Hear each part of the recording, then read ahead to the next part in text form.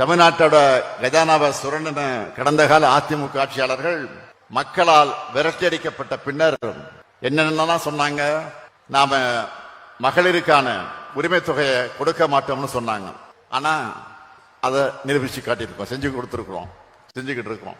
1,31,00,000 மகளிருக்கு மாதந்தோறும் 1000 ரூபாய் அக்கௌண்ட்ல இன்னைக்கு போடப்பட்டு கொண்டிருக்கிறது. அடுத்து என்ன சொன்னாங்க? போக்குவரத்து துறை நஷ்டத்தில் இயங்குது, இதுல எங்க இலவச பயணம் கொடுக்க போறாங்கன்னு சொன்னாங்க. நான் ஆட்சி பொறுப்புக்கு வந்த மறுநாள பெண்கள் எல்லாரும் நகர பேருந்துகளை விடிய பயணம் செய்ய முதல் கோப்புல முதல் கையெழுத்து போட்டவன் தான் இந்த ஸ்டாலின். சொன்னதை மட்டும் இல்ல, மக்களுக்கு தேவை அப்படின்னு தோணுச்சுன்னா அது நல்லதா இருந்தாலும் செஞ்சுக்கிட்டு இருக்கிறோம்.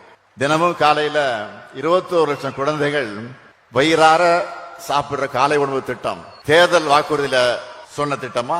48 லட்சம் மாணவ மாணவிகளுக்கு திறன் மேம்பாட்டு பயிற்சி அளித்திருக்கக்கூடிய நான் முதல்வன் திட்டம் தேர்தல் வாக்குறுதியில சொன்ன திட்டமா? இல்லையே. ஆனா இதெல்லாம் தமிழ்நாட்டுக்கு தேவை, நம்ம தமிழ்நாட்டுக்கு தேவை, நம்ம பிள்ளைகளுக்கு தேவைன்னு அதை கொண்டு வந்தோம்.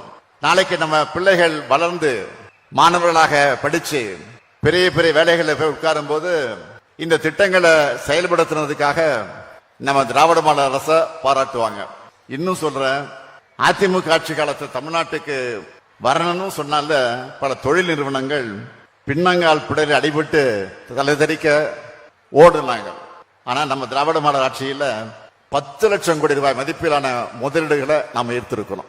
ரெக்கார்ட் பண்ணா ரெக்கார்டை பிரேக் பண்ண முடியாத அளவுக்கு பண்ணணும். இதுதான் என் பாலிசி.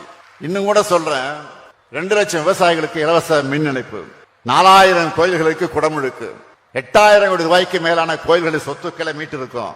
அரசு ஊழியர்களுடைய 22 ஆண்டு கால கோரிக்கையான பென்ஷன் திட்டம் கடந்த 4